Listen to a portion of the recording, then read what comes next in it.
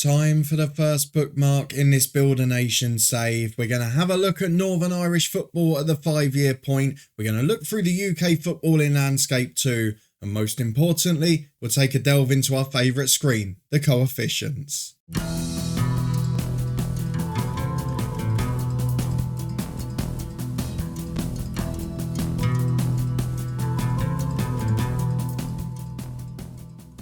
Yes, hello and welcome along to part 45 of this Build a Nation save, Lifting Spirits from Distillery with me, Daniel.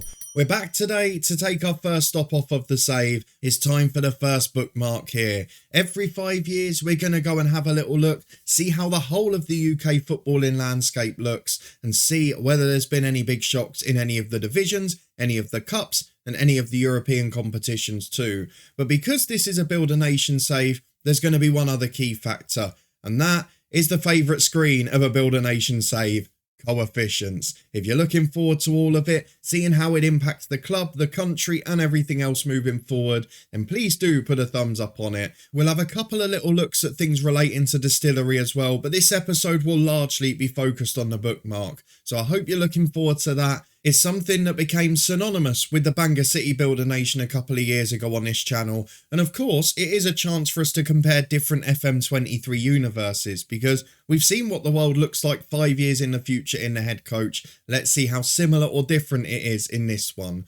First of all, there is a little bit of personal news though, before we move on to any of that stuff. And that is, if we go to the profile of our coach, we have got our second coaching badge with Distillery. I'm taking full advantage of the fact that the finances were above zero, and I'm making sure I get one every time it is. We had a good season and we've managed to get ourselves in a good position. So thankfully, with another year left on our contract, with a wage increase yet again, we have got ourselves a chance at another coaching badge. For now though, let's focus on Distillery and the Northern Irish leagues. We're going to do it in a different order today. We're going to look at Northern Irish football because of course we featured in all the playable leagues at some point. We're going to have a look at the two sides that are featured in Europe the most. We'll then take a little dovetail over to the coefficient screen, and then after that we'll have a look at the rest of the UK and the Republic of Ireland, which affect different competitions down the line in this save. But a quick reminder for anyone looking for the end of season club review, that did form part of the last episode where we only had one game. It was a pretty big one too, and you're about to get a spoiler if you haven't seen it. So do click in the eye above if you've missed that one. But for now, spoiler alert, we're heading over to the league table because it's been an interesting year in the Northern Irish Premiers and overall. We finished 7th and yeah, that's okay, we did pretty well. We were happy not to be near relegation trouble and we did manage to pick up some good wins. But let's have a look at the key story of this season, which is the fact that, and I can't find a screen that makes it work now. There it is. This is the one that shows everything we need. Linfield, 2 titles, Larne, 2 titles. Coleraine shocked everyone the first year. But the crucial thing here is that both of these big two, as they now are getting themselves lots of European football. Linfield have featured in the group stages twice. Larne featured for the first time this year, and now Linfield have got another chance next season as well. Larne, once they're in the first qualifier of the Europa Conference, is a big ask to get through 4 rounds. We know that Ballymena will be joining them, having won the European Places playoff final against us, and we also know that Coleraine finished in 3rd place, the former champions. But looking at this division now, the first big headline is that Carrick stayed up. They beat Warren Point in the playoff. There's only one team coming up from the 2nd tier this year. Barry Coffey actually featured on the player of the match leaderboard there, another nice little fact. But Linfield have regained the title, and I don't know what effect that's going to have in this save. Are we going to have a benefit of 2 clubs being in Europe multiple times and getting lots of money into the club? Or would we have benefited more from one club really excelling, getting loads of good players, and us maybe getting in a 2-horse race with them? I don't really know which way to take it yet. Of course, there is a big positive on the competition reputation. We've talked about it a little bit in this save already. Look how far this league has come. The Irish Premiership is now ranked level with League 2, and the 3rd tier in France is really moving its way up the coefficient rankings. We'll go and have a look at it in full detail later. But in terms of the reputation of the actual competition, it's up to 2-star, it's overtaken loads of leagues, gone up about 30 places in 5 years. It really isn't a bad effort. And that must be partly caused by the fact that there's been 3 years where a Northern Irish side has been playing group stage football on a Thursday night in Europe. It's got to have had an impact. Let's go and have a look though at what's happened further down the divisions, because we featured in those in most of our years. Last year we were the second tier winners. Who's won it this year? Because whoever it is will be replacing Dergview as our opposition next season. We know Warren Point didn't make it second, but Dungannon Swifts are the side that come up. A side that sacked us back in the head coach in FM19, but a side we've got a bit of history with as well. And they are a traditional top tier club, so good to see them on their way back up. And then down to the third tier where Welders are relegated to. Who are they going to be joining down there? Ballymacash Rangers are up, Banbridge are down, and the rest of the division stays as is. You see a lot of our players were out on loan at Newington. They had a pretty disappointing year there. 9th place, minus goal difference, and it didn't really look particularly good. So that's something that's got to be of concern. But hopefully some of our youngsters will develop as the years go on now, particularly if we can get better personalities in. But with that done, let's move away from Northern Ireland as a nation and have a look individually at the top two clubs, because Larne and Linfield have without doubt been the two standouts of this save. They've been able to get into Europe, they've been able to spend a little bit of money, but have they been able to improve their facilities? That's what I want to know. Because Linfield, they've got great training and youth facilities. They're at Windsor Park, they didn't need improvement on the stadium front, and their coaching and their recruitment is really good. We obviously benefited from an affiliation with them, which helped us to both of our promotions. But looking forward, they have got a real good infrastructure at the club. And that's something that's going to be massively important in the next few years as they try to attract players, as they try to stay in a title race with us. And the fact that they can afford to go and buy players from Dunfermline, from Shamrock Rovers, and bring the best Northern Irish talent back to Northern Ireland, albeit they lost Albert Press to Southampton. Is he playing there? I really want to know the answer. He featured 12 times in the Championship. That is a good player they've produced, and if they've got a sell on, they're going to get even more money in the future. But Linfield have been one of the European starlets, we know that for sure. They featured in the group stages twice. This season they got to the third round, won 2 qualifying games as well. And this is something that's crucial. Keep building those coefficients. Even the years they didn't win the league, they got through 2 rounds of qualifiers both times. The year before that, Europa Conference group stages, they won some matches. The year before that was disappointing, but the first year they went on a cracking run, got to the group stages again, got through loads of qualifiers, and did their best to put Northern Irish football on the map, even if it was at the expense of their league form that season. That domestic congestion led to a beneficiary from Larne. Unfortunately, Coleraine didn't take advantage first year, but Larne have now become one of the dominant forces until this season. If we go and have a look at the general, they had won it 2 years in a row, they'd been second the 2 years before that. They are the big two. They're the ones we're going to have to break down. If we have a look at their facilities, not quite the same. They're looking for a stadium expansion, but it's not going to be huge. They've also got adequate and average facilities across the board. Not quite a standout, but then Linfield traditionally are a bigger club. Larne have had a lot of money behind them in recent years, but they are improving that infrastructure. Something that, again, will be crucial for our fellow sides. If we have a look at them and where their money's been able to go,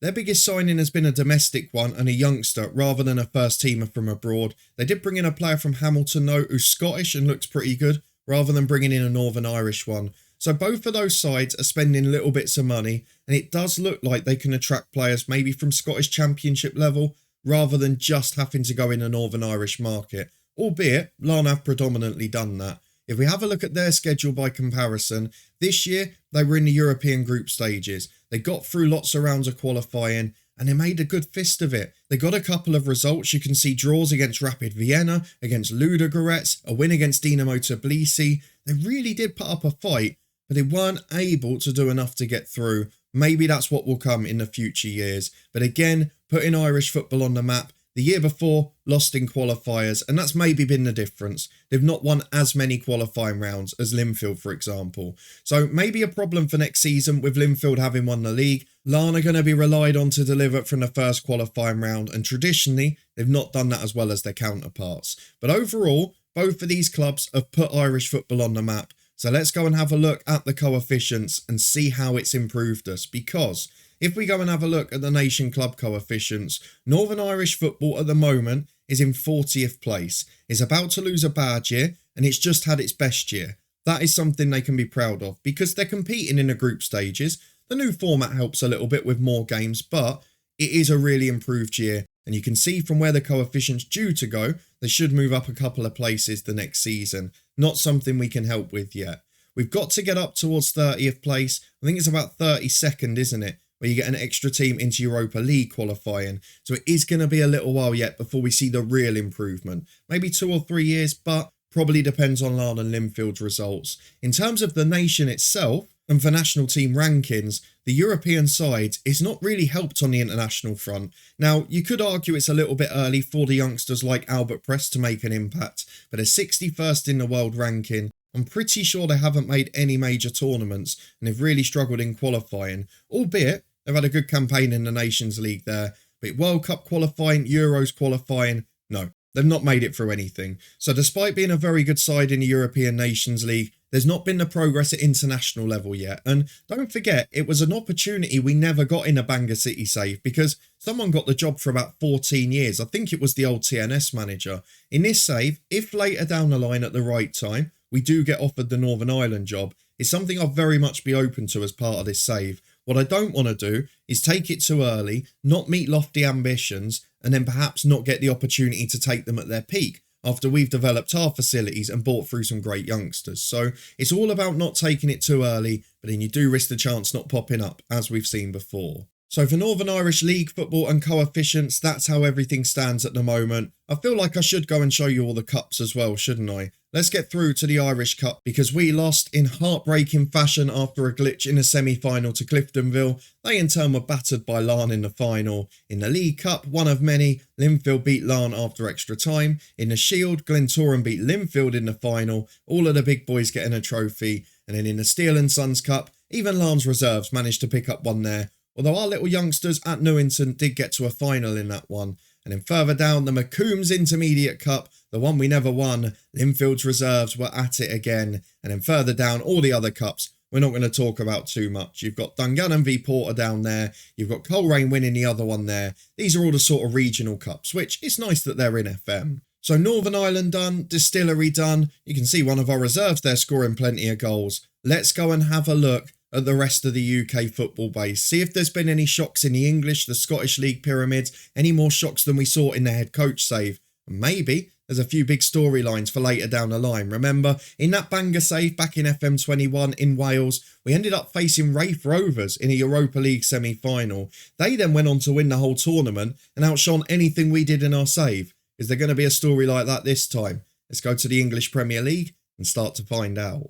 And here we go, the 5 years bookended by 2 Liverpool titles, City getting 2 and Chelsea 1 in between. Again, relatively low points total, something we've noticed in a lot of saves this year. Haaland's still the top scorer, but not quite as crazy. He's probably got that in real life already. Averaging about 1 in 2 at Manchester City. So he's done well, Manchester City have done well, but they have had a tougher year this time around. The traditional Big Six are still the top 6.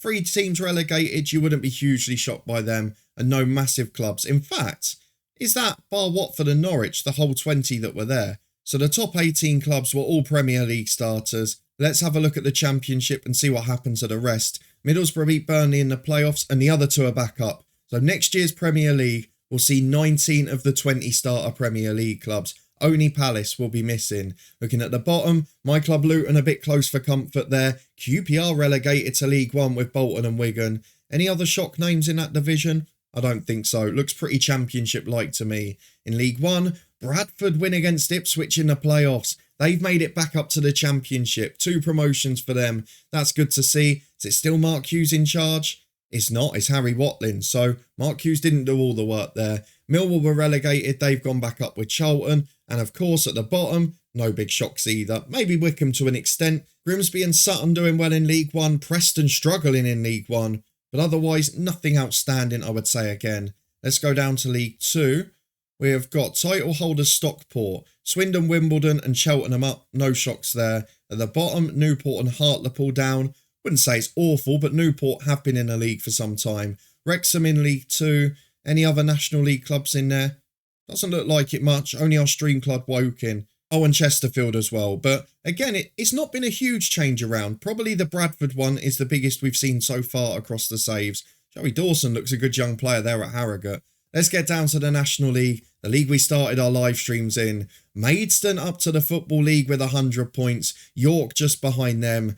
Doncaster in the National League, back down where they were when I first started watching football. The 4 clubs down all started in the regional leagues. Oldham managed to stay in the National League this time. Stephen is struggling in the bottom half there, and Notts County still stuck in non-league football. Down to the north and south. Are there going to be any standout names? I don't think so. Boreham would have ended up in the north in this save as well. It's not just the head coach that's happened in. Hitchin Town came up.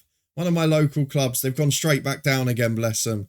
Who else is in the division? Nothing shocking. Down to the south, we have got Dorking beating Dulwich Hamlet. Barnet have won it. They got relegated to the regional leagues. Are there any other big surprises in there? Our club from the head coach or our last club Maidenhead struggling in the bottom half. Last year's one club story team, Hemel Hempstead struggling near the bottom, Dover just above the dotted line too.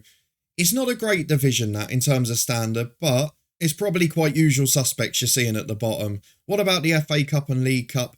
Aston Villa won the FA Cup, Newcastle the year before, Liverpool, Everton and City before that. 2 big names, 3 maybe that you wouldn't expect so much. The League Cup, Arsenal, Tottenham, Liverpool, City, Arsenal. They're the big boys winning that. But again, Villa in the final, only lost on pens. Could have been a cup double for them.